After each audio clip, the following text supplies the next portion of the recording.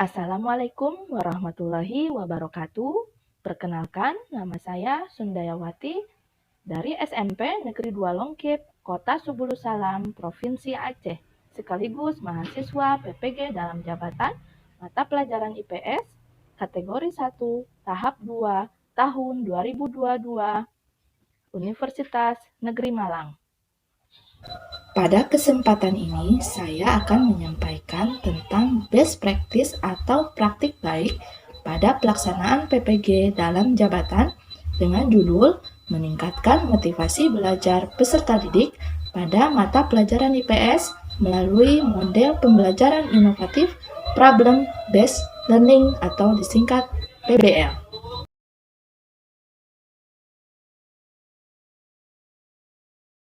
Terkait dengan situasi yaitu latar belakang pada pembelajaran IPS, motivasi peserta didik masih rendah.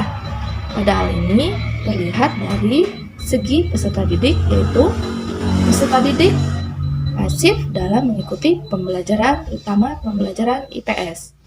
2. Peserta didik tidak banyak berlatih dengan teman atau mandiri. 3. Rendahnya peserta didik dalam kemampuan mengolah informasi. 4. Peserta didik lebih banyak mendengar penjelasan dari guru. 5. Peserta didik tidak fokus atau mengantuk. Dalam segi guru, yang pertama adalah media pembelajaran guru kurang inovatif, serta pembelajaran yang cenderung didominasi oleh guru, sehingga proses pembelajaran cenderung monoton dan membosankan. 2. Peserta didik kurang dilibatkan untuk belajar bersama kelompok. Media yang kurang menarik. 3. Kurang melaksanakan kegiatan LKPD, kurang memanfaatkan TPEK dalam pembelajaran. Selama ini juga proses pembelajaran masih berfokus pada penguasaan pengetahuan kognitif yang masih rendah, yaitu LOTS. 4. Guru belum terbiasa melaksanakan pembelajaran yang berorientasi pada keterampilan berpikir tingkat tinggi atau HOTS. Untuk menghadapi era revolusi industri 4.0, peserta didik harus dibekali keterampilan berpikir tingkat tinggi.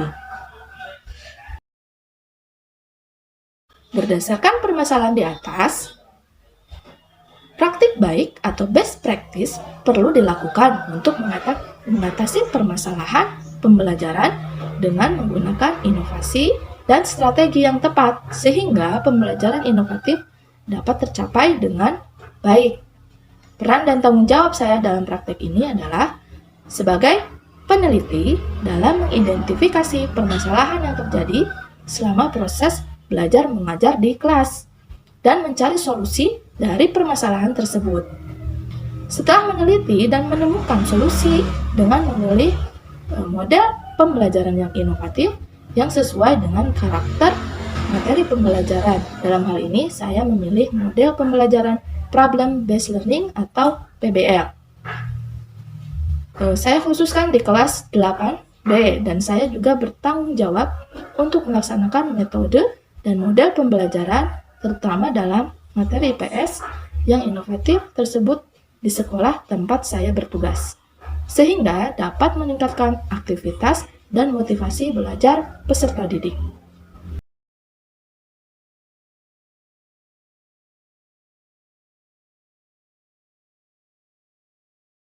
Kemudian dalam hal tantangan, yang pertama adalah persiapan kelas harus ekstra tenaga dan pengelolaan kelas secara khusus, yaitu kelas 8B. 2.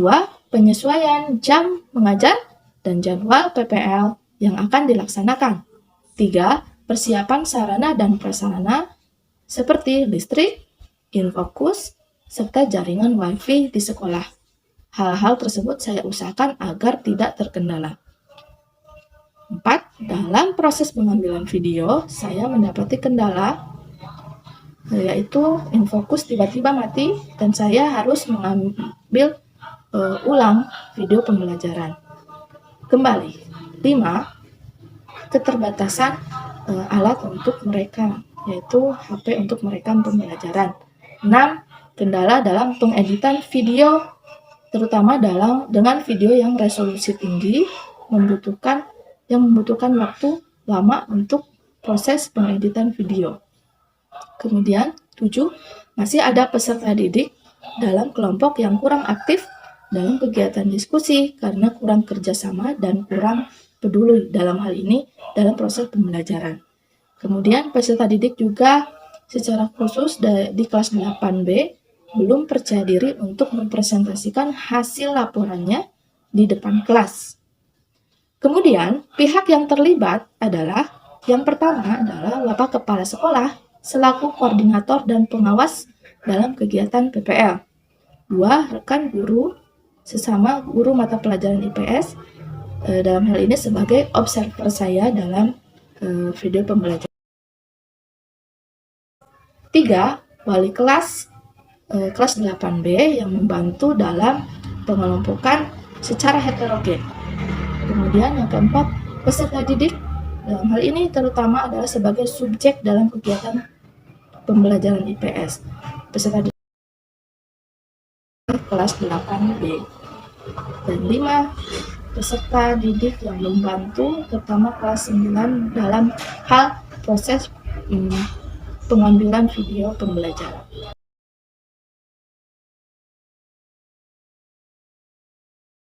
Kemudian aksi. Langkah sosial, langkah solusi, strategi, sumber daya yang dilakukan dan diperlukan, yaitu yang pertama adalah menyusun perangkat pembelajaran terdiri dari RPP, LKPD, media, asesmen, dan bahan ajar dalam 2 pertemuan pembelajaran. Dalam hal ini adalah materi, keunggulan, dan keterbatasan antar ruang, serta pengaruhnya terhadap kegiatan ekonomi, sosial, budaya di Indonesia dan di ASEAN. 2. Menentukan pendekatan saintifik dan model pembelajaran Problem Based Learning atau PBL dengan metode pengamatan, diskusi, studi literatur, dan presentasi dalam materi keunggulan dan keterbatasan antar ruang, serta pengaruhnya terhadap kegiatan ekonomi, sosial, budaya di Indonesia dan ASEAN. 3. Persiapan sarana dan prasarana seperti listrik, kemudian infokus, serta jaringan WiFi dan paket data agar tidak terkendala dalam proses pembelajaran. 4. Penentuan jadwal aksi PPL dan konfirmasi kepada rekan guru serta peserta didik. Aksi PPL ini dilaksanakan pada hari Rabu tanggal 14 Desember tahun 2022 mulai pukul 9.00 sampai dengan pukul 11.00 waktu Indonesia Barat. Dalam proses pengambilan video, saya ambil selama pembelajaran sesuai dengan waktu yaitu 80 menit. Selanjutnya dalam proses perekaman, saya memakai HP peserta didik yang kapasitas memorinya dapat memenuhi waktu 80 menit.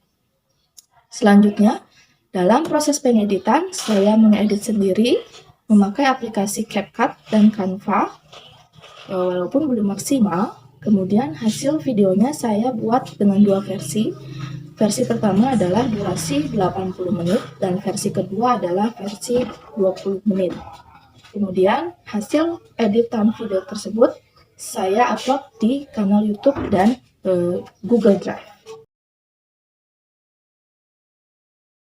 Terkait dengan refleksi, setelah diterapkan model pembelajaran Problem Based Learning atau PBL, pada aksi praktek pembelajaran IPS di kelas 8B, maka peserta didik mengalami perubahan dalam cara belajar. Mereka lebih bersemangat dan semakin aktif dalam pembelajaran. Peserta didik juga semakin terampil dalam diskusi dan presentasi dalam kelompok. Peserta didik juga menyampaikan respon positif berdasarkan materi yang diberikan. Peserta didik dapat mengikuti sintak-sintak dalam model Problem Based Learning dengan media PowerPoint dan video.